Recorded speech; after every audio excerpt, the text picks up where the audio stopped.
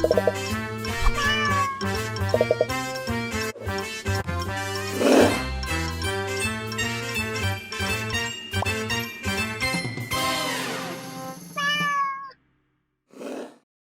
lagi sama gue Arya dan Anti. Dan sekarang kita mau review film terbaru, thriller ini genrenya, dari sutradara debutan Dave Franco, Yes. alias adiknya James Franco. Yes. Dan kalau kalian masih belum tahu juga mereka berdua siapa, ya udah nggak apa-apa, nggak usah dipikirin ya. Yang penting Dave Franco bikin film perdana thriller, judulnya apa? The Rental. Bener, ini thriller bukan tentang orang nggak ngebalikin barang ya dari rental. Mirip sih tapi ya, ini rental rumah. Jadi ini adalah thriller yang punya premis kurang lebih sama semua film punya genre kayak gini ya. Ada sekelompok orang main ke satu rumah terus diteror. Yang aku suka sih ini enjoyable aja sih. Bener. Enjoyable popcorn movie. Sebenarnya sangat sederhana tapi entah kenapa menghibur, nggak Iya. kayak Usual Have Love kemarin ya.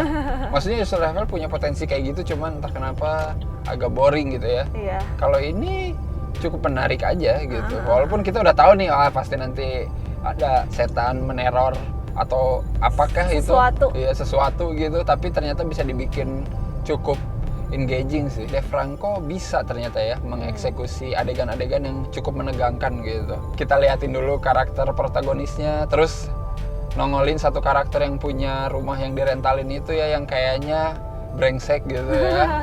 Biar kita berpikir yang gimana-gimana gitu ya. Wah, ada sesuatu nih sama orang ini gitu ya. Iya. Ada sinyal di tempat ini, biarpun jauh di gunung, di pantai gitu ada sinyal. Soalnya klasik banget kalau kamu pergi ke suatu tempat, pertama, nggak ada sinyal nih, aduh boring banget. Boring, apalagi sih gitu ya.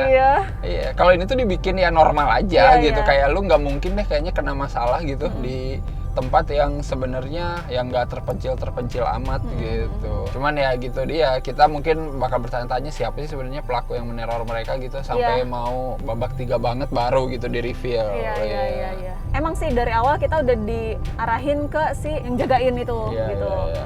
Soalnya di film ini emang cuma 5 orang doang, nggak ada orang lain lagi kan? Iya benar. Gitu, jadi udah mau siapa lagi? Kalau di antara mereka berempat nggak mungkin gitu, karena kan dari awal juga itu. Nah di endingnya itu kita tuh nggak tahu siapa. Iya. Itu nyebelin sih, agak nyebelin sih sebenarnya. Nameless, faceless, kita tuh benar-benar nggak tahu. Jadi itu cuman kayak orang psycho aja, random. Iya.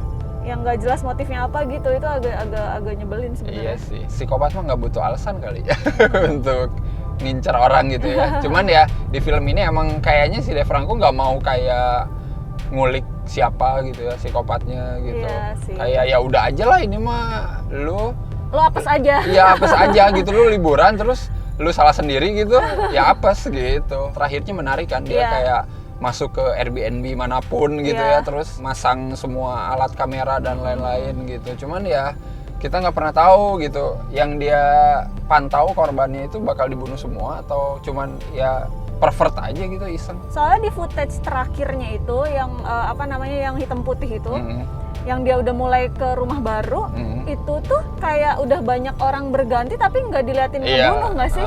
Pas udah akhir banget baru ada tuh yang dia tiba-tiba lari. Iya, cuman udah aja abis gitu. Jadi nggak tahu deh motifnya gimana. Klimaks juga sebenarnya aku agak kentang sih, pengennya itu ada perlawanan gitu loh. Iya. Ngerti gak sih? Dari salah satu mereka. Tapi emang benar-benar mereka clueless. Iya. Mungkin cukup realistis ya. Ya emang mungkin tidak semua orang harus jadi jagoan sih. Iya sih. Penjaga villanya itu mati, terus dilempar ke tebing gitu. Itu tuh realistis banget. Kenapa? Karena lo lempar tebing belum tentu lo masuk ke jurang. Itu kayak ada adegan nyangkut. Dan itu kayak masalah banget gak sih? Sempet mau ngedorong pakai batu. Aku sempet mikir, awas lo ya kalau habis kedorong batu langsung bisa. Ternyata dia nyoba 2 kali nggak bisa. Jadi kayak seneng gitu. Oh ya bagus lah, emang nggak mungkin. Soalnya nyangkutnya kayak badan banget kan. Psikopatnya juga diliatin dia lebih ke high tech doang ya, bisa mengamati gitu. Tapi kalau dari segi ngejar-ngejar juga kan ada adegan dia kayak naik ke atas terus mana nih gitu. Hilang satu padahal kan sembunyi gitu kan. Biasanya kalau di film-film kayak gini tuh psikopat tuh kayak udah tahu dia kayak udah nyari-nyari dulu di situ. Di mana gitu ya, disikat gitu. Kalau ini tuh kayak ya udah dia juga sama-sama membabi buta aja gitu, nggak ngerti apa-apa. Kamu tahu nggak yang ruangan bawah tanah yang pakai kode itu? Iya. Itu nggak ada maksud apa-apa ya? Kan dia nemuin gitu foto. Aku pikir tuh foto apa? Kurang ada insert sih. Aku mikirnya ya itu tuh mungkin tempat si dia nyimpen foto-foto pervert gitu loh. Oh, jadi kayak jadi emang dia pervert sebenarnya. jadi kayak emang ya udah foto-foto, tapi ya nah itu dia nggak tahu dibunuh apa enggak sih gitu, atau emang dia cuman kolektor aja gitu, ngoleksi yang kayak gitu. Bathtub asik. Hot tub ya itu. Mantap.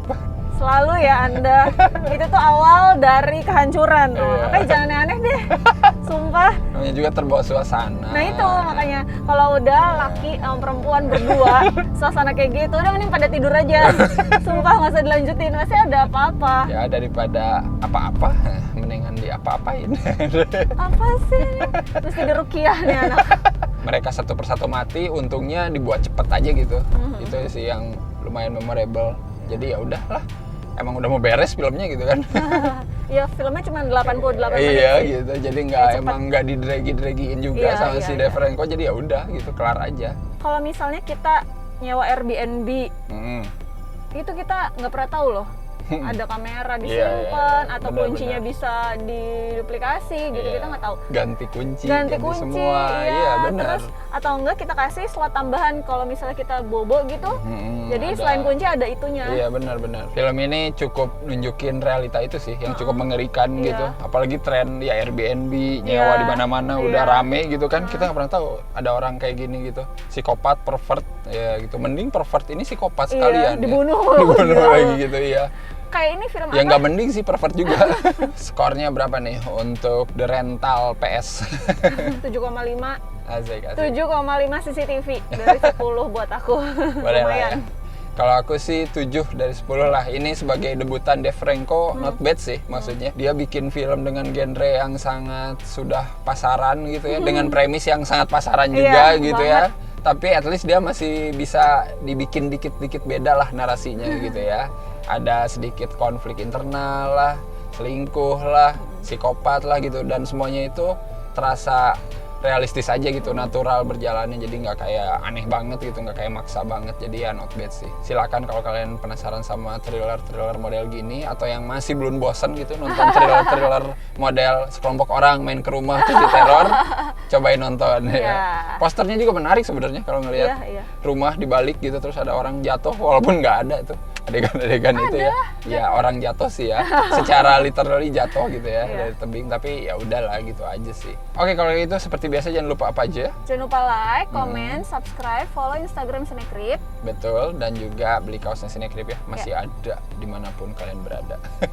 Oke, sampai ketemu lagi di episode selanjutnya. Bye-bye. Bye-bye.